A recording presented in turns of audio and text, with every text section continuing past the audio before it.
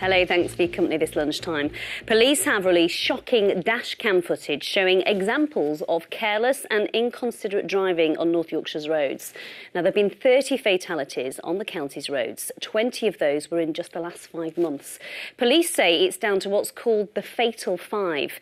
They include careless and inconsiderate driving, drink or drug driving, not wearing seatbelts, speeding and using mobile phones while driving. Our reporter Ian White joined the start of a special zero-tolerance police operation centred around Harrogate and Ripon.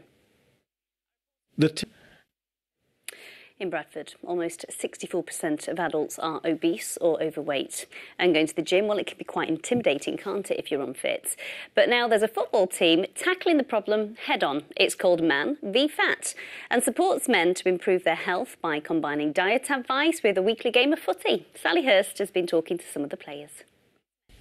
Like most... Mr Hudson is now here with the latest forecast. Bit of frost this morning. Was that forecast? It was forecast. Are you sure? If you were listening to last night's forecast, but maybe you were just thinking about the Aurora Borealis, I don't know. Which was a spectacle. Yes, it was a spectacle. Let's have a look at the headline. That's the accurate forecast today. Never going to let that go, are you? No, Aurora never. Borealis. I'll mention it again tonight. Thank you. That's it from us. We'll be back with you at 6:30 this evening. Hope you can join us then. Bye-bye for now.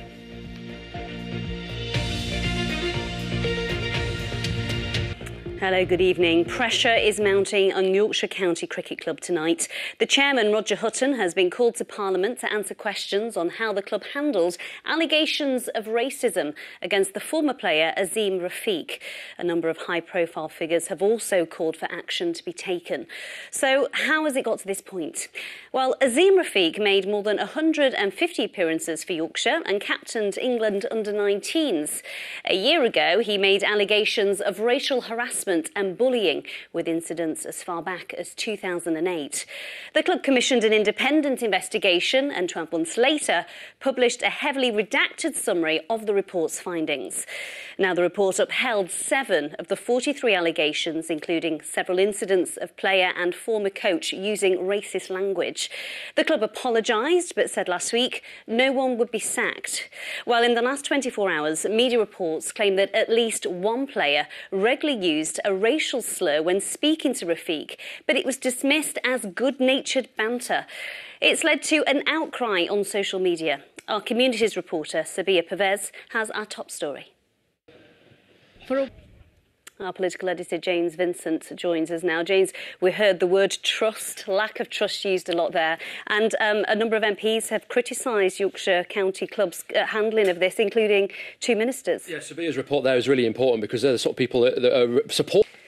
Next tonight, police have released shocking dashcam footage showing examples of careless and inconsiderate driving on North Yorkshire's roads.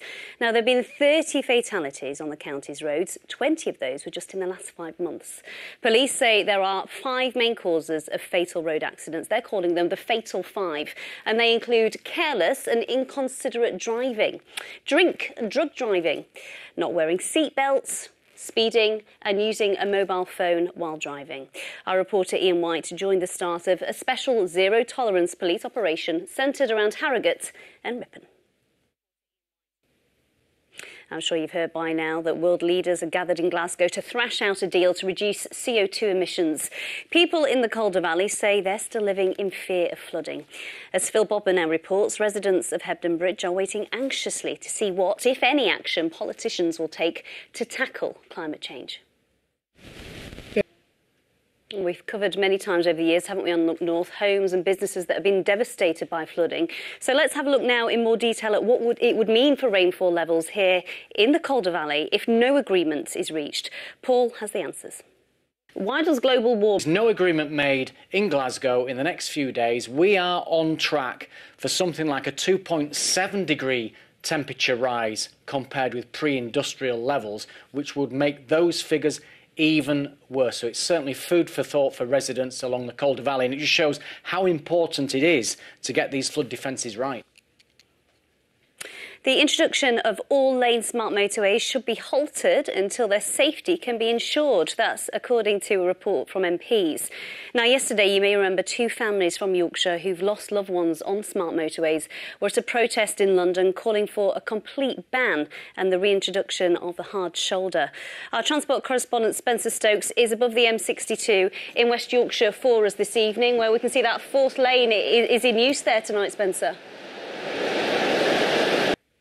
Disgraceful behaviour. Thank you to Mia for speaking out on that. Now, in Bradford, almost 64% of adults are obese or overweight. But now there's a football team tackling the problem head-on. It's called Man v Fat and supports men to improve their health by combining diet advice with a weekly game of footy. Sally Hurst has been talking to some of the players. Let's end with a bit of music tonight, shall we? The Leeds-based Opera North are so eager to perform after months of theatres been closed that this morning they took over a shopping centre to stage a mini version of Mozart's The Magic Flute. It's part of their campaign to make sure everyone can see opera, regardless of cost or disability. Kathy Killick has more. That is the end of our programme. Polly's here with the weather. Thanks for that, Amy. 12 degrees Celsius, and that's the forecast. I think I might have smashed a few windows there. Yeah, just say good night. Go on. Good night.